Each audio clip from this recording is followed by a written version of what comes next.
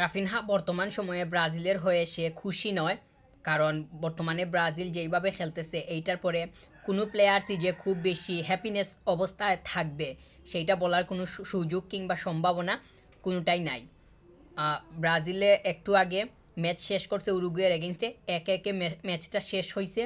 তো পয়েন্ট ভাগাভাগি করে ম্যাচটা শেষ করতে হয়েছে।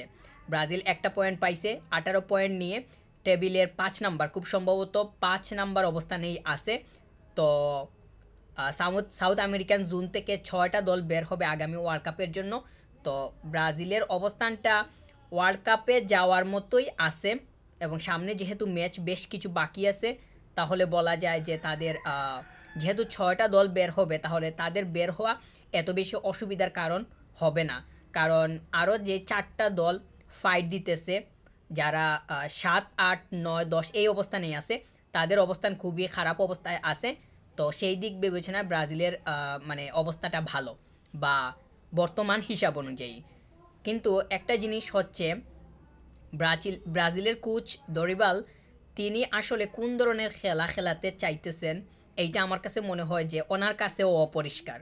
কারণ উনি ওনার পরিকল্পনাটা ওনার প্লেয়ার্সদেরকে যে ঠিকঠাক মতো বুঝিয়ে দিতে পারতেছেন, কিংবা ওনার পরিকল্পনার সঠিক বাস্তবায়ন ওনার প্লেয়ার্সরা করতে পারতেছে, সেইটা কোনোভাবেই মানে দেখা যাইতেছে না। আর রাফিনহা সে ক্লাবের হয়ে অর্থাৎ বার্সার হয়ে যেইভাবে তার সিজনটা চলতেছে কিংবা খেলা চলতেছে, সে খুবই তার পজিটিভ মুডে আছে। কিন্তু এই পজিটিভ মুডের অবস্থাটা আজকের ম্যাচটাতে ব্রাজিলের হয়ে তাকে পাওয়া যায়নি। সে যথেষ্ট পরিমাণ মানে চেষ্টা করে খেলছে, কিংবা তার চেষ্টার কোনো কমতি ছিল না। বিশেষ করে সেকেন্ড হাফে গিয়ে সে তো অনেকগুলা চান্সও ক্রিয়েট করছে।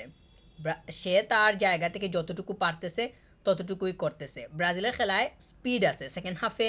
আমার কাছে মনে হয়েছে যে খেলায় মানে গতি এর মানে যেই অভাবটা ওইটা ওইভাবে নাই, কিন্তু গতিকে তো ঠিকঠাক মতো কাজে লাগাতে হবে। আর কাজে লাগানোর সব থেকে বড় মাধ্যম কিংবা উপায়টা হইতেছে স্কোর বের করে আনা। না হলে তো পয়েন্ট আসবে না, আর পয়েন্ট যদি না আসে তাহলে তো টেবিলের উপরে যাওয়ার কিংবা সামনের দিকে আগানোর কোনো সম্ভাবনাই তৈরি হবে না। তো ব্রাজিলের বর্তমান সময়ে সব থেকে বড় সমস্যা হচ্ছে স্কোরিংয়ের সমস্যা। এইটা হইতেছে একটা বড় মানে বিষয়, যেইটা তাদের কোচ, ব্রাজিলের কোচ দরিবাল, তিনি কোনোভাবে কাটিয়ে উঠতে পারতেছেন না। মানে ব্রাজিল যে বিগত সময়গুলা যাইতেছে কিংবা এই যে সাম্প্রতিক ম্যাচগুলা হিসাব করলে, গত কোপা আমেরিকা থেকে এখন পর্যন্ত এই সময়টাই ওভারঅল হিসাব ধরলে তাদেরকে দেখা যায় যে তাদের সব থেকে বড় সমস্যা হচ্ছে সঠিক সময়ে স্কোরিং না পাওয়াটা। তো আজকের ম্যাচটাতে উরুগুয়ের এগেনস্টে মোটামুটি ফাইটিং ফাইটিং ম্যাচ হয়েছে। ব্রাজিলকে যে কোনো দিক থেকে ওইভাবে এগিয়ে রাখবো বা রাখা যাবে সেইটা আসলে ওইভাবে নাই, কিন্তু আমার কাছে মনে হয়েছে প্লেয়ার্সদের উইনিং যে মেন্টালিটিটা সেইটা দেখা গেছে। মার্টিনেলি সেকেন্ড হাফে খুবই দারুণ করছে। আর আমার কাছে আরেকটা জিনিস মনে হয় যে ভিনিসিয়াস জুনিয়রের সঠিক সময়ে বলটা ছেড়ে দেয়া কিংবা পাসিং করার যেই বিষয়টা, এইটা আরও বেশি মানে করা দরকার।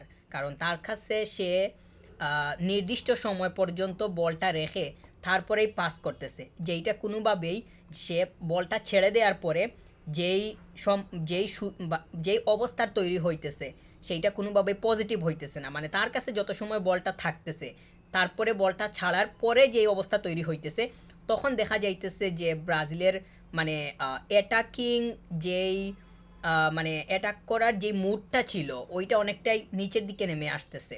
মানে এই যে উরুগুয়ের এগেনস্টে কিছু সময় আগে ম্যাচটা শেষ হইলো, সেকেন্ড হাফ দেখে আমার এটাও মনে হয়েছে। তো তার মানে তার খেলা কিংবা তার মানে গত এই ম্যাচটাতে তাকে আমার কোনোভাবেই মানে ওইভাবে যে সলিড সে ছিল সেইটা বলতে পারতেছি না। তবে মার্তিনেল্লি সে যথেষ্ট পরিমাণ ঠিকঠাক অবস্থানেই মানে সেকেন্ড হাফটা পাড়ি দিছে। তারা স্কোর পায় নাই।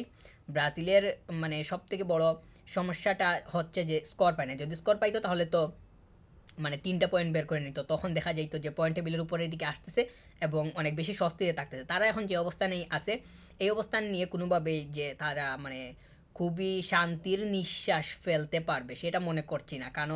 কারণ তাদের অবস্থান তো 5-6 এই দিকেই আছে।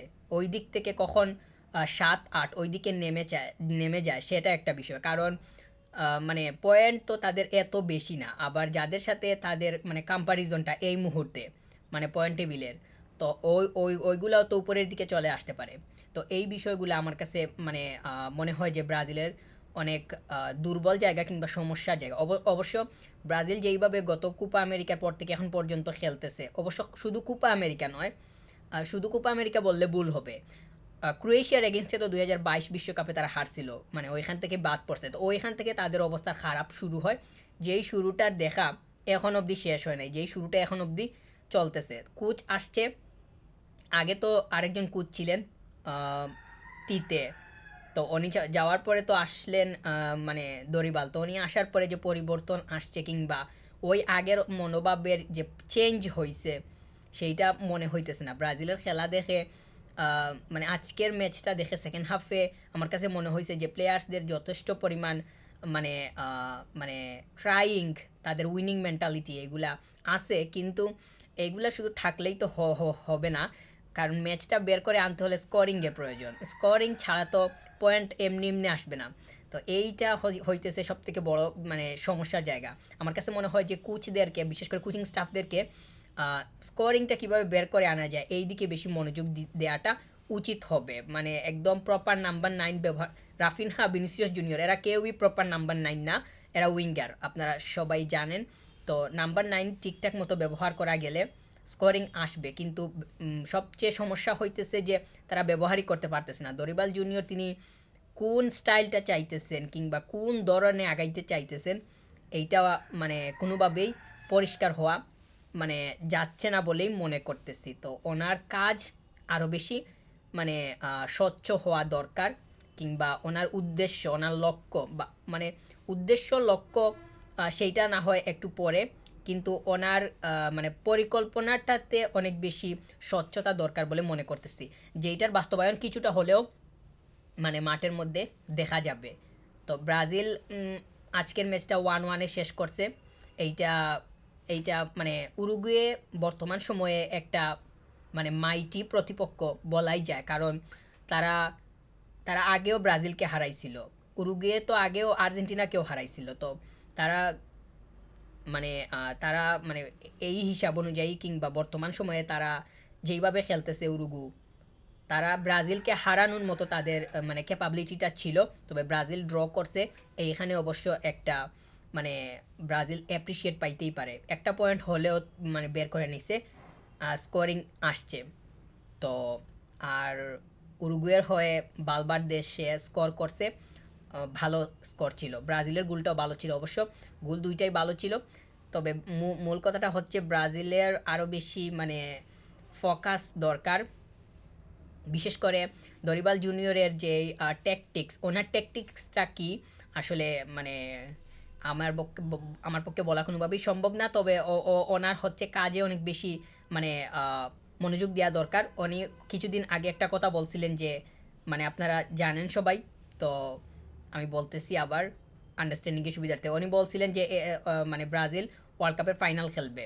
তো ওয়ার্ল্ড কাপের ফাইনাল খেলবে সেইটা তো মানে বহু দূরের বিষয়। ওয়ার্ল্ড কাপের ফাইনাল খেলা কি এত সহজ বিষয় নাকি? বর্তমান সময়ে ব্রাজিলের যে অবস্থা, এই টিম নিয়ে যদি ওয়ার্ল্ড কাপে যায় তাহলে তো এই টিম নিয়ে ফাইনাল কিভাবে খেলবে? এই টিম নিয়ে যদি এইভাবে ওয়ার্ল্ড কাপে যায় তাহলে তো গ্রুপ পর্ব থেকে বাদ হওয়ার সম্ভাবনা থাকলেও থাকতে পারে।